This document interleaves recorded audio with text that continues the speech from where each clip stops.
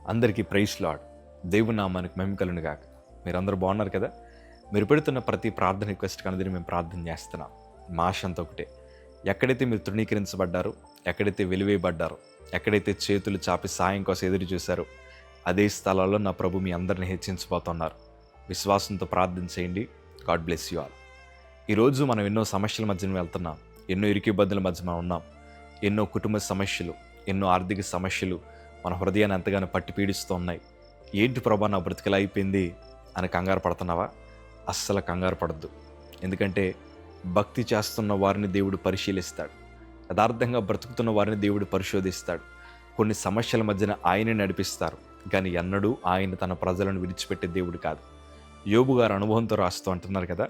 యోబు గ్రంథము 5వ అధ్యాయము 18వ మాట మనం చదవగలిగితే, ఆయన గాయపరిచి గాయమును కట్టును, ఆయన గాయము చేయును, ఆయన చేతులే స్వస్థపరచును.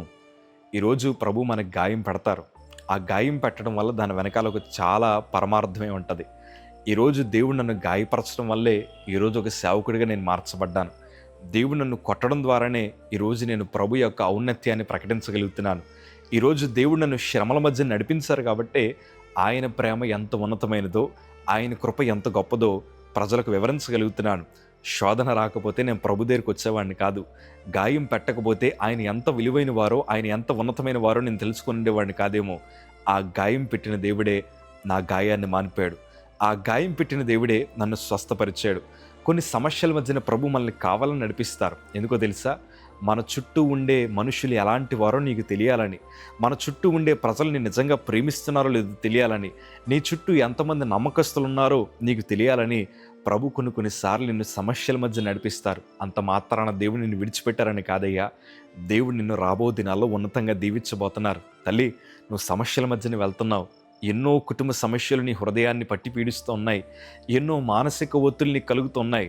నువ్వు ప్రార్థనాపరుడివే, నువ్వు ప్రార్థనాపరురాలివే, దేవుని మీద ఆధారపడి బ్రతుకుతున్న వారే.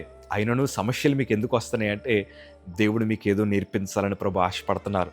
నేర్పించడమే కాదయ్యా, రాబో దినాల్లో మీ కుటుంబాన్ని ప్రభు ఘనపరచబోతున్నారు. ఆ కీడు వెనకాల ఉన్నతమైన ఆశీర్వాదాలు ఉన్నాయన్న సంగతి మీకు జ్ఞాపకం చేస్తున్నాను. ఎన్నడూ కంగారు పడద్దు. యోబు అదే ధైర్యంతో భక్తి చేశారు. రెండంతల దీవెన ఆయన పాదాల దగ్గరికి వచ్చి పడేలాగా దేవుడు చేశారు. యేసేపు కూడా సమస్యల మధ్యన ప్రయాణం చేశారు, కానీ దేవుడు ఆయన్ని విడిచిపెట్టలేదయ్యా. దేవుడు ఒక ఉన్నతమైన కృపను ఆయన పట్ల చూపించారు. ఆ శోధనలో ప్రభు వారికి ఏదో నేర్పించడానికి ప్రయత్నం చేశారు. వారు నేర్చుకున్నదే రాబో దినాల్లో వారికి ఉపయోగపడింది. వారు చక్కటి పరిపాలకులుగా మార్చబడ్డారు. అయ్యా, షడ్రక్ మేషక్ అబేద్నెగోలు సమస్యల మధ్యన వెళ్ళారు. ఆయనను దేవుడు వారిని విడిచిపెట్టలేదు. దేవుడు వారిని ఒక బలమైన సాధనంగా, సాక్షులుగా దేవుడు నిలబెట్టారు. మీకు ఒక మాట చెప్పనా? ఆ శ్రమ రాకపోతే అంత ఉన్నతమైన స్థితికి వారు ఎట్లా వెళ్తారయ్యా?